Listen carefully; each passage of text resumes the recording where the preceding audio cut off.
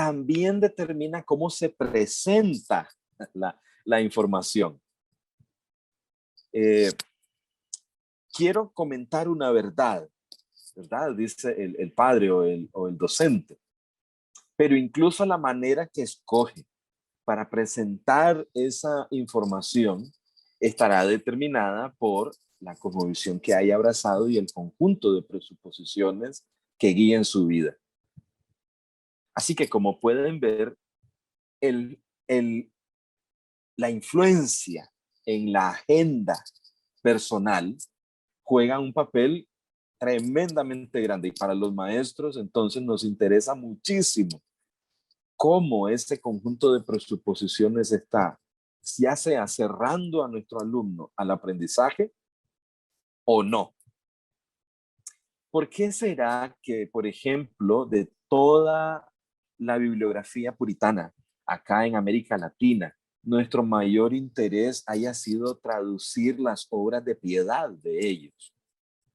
Me refiero a que se han traducido sus libros de sermones, de evangelismo, la oración, doctrina, pero eso es por cómo somos nosotros en América Latina y cómo vivimos la fe, fundamentalmente desde la piedad. Así que hay un corpus de literatura puritana que también tiene que ver con jurisprudencia, gobierno, política, pero a los latinos no nos interesa. Vean el número de conferencias que tenemos acerca de soteriología y santidad y vida privada personal, etcétera. ¿Por qué? ¿Por qué nos pasa eso? Bueno, porque tenemos una serie de presuposiciones en nuestro DNA evangélico protestante latinoamericano que nos dice, vamos a reunir esta información y no aquella. Vamos a analizar esta información que ya recolectamos de esta manera, pero no de aquella.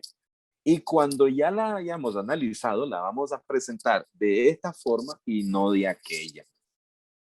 ¿Ok? Muy importante. Y por último, y no menos importante, porque está de último. Una vez que hemos presentado la información, ¿qué es lo que se desea que las personas hagan con esa información? Hace gracia, por ejemplo, cuando alguien le pregunta a otro, ¿de qué trató el sermón la semana pasada? Eso es igual una perspectiva griega de la educación, que es acordarse de datos. La pregunta debiera ser, ¿qué hiciste con el sermón de la semana pasada? ¿Ok? Desde la perspectiva cristiana, el aprendizaje tiene que ver con la integración de la verdad de Dios al sistema de creencias y por lo tanto, ahora ese sistema de creencias o cosmovisión ve lo que no podía ver, analiza lo que antes no analizaba a la manera en que lo hacía.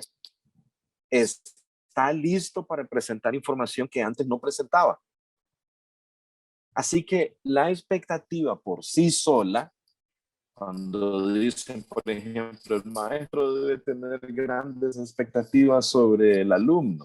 Sí, pero la expectativa del maestro por sí sola no obra ningún milagro en un estudiante que no está interesado en integrar a su sistema de creencias una verdad cristiana, ¿verdad? Así que aquí lo tienen. Esto es muy, muy sencillito, pero tremendamente dinámico y con unas consecuencias o repercusiones tremendas en el proceso de enseñanza-aprendizaje.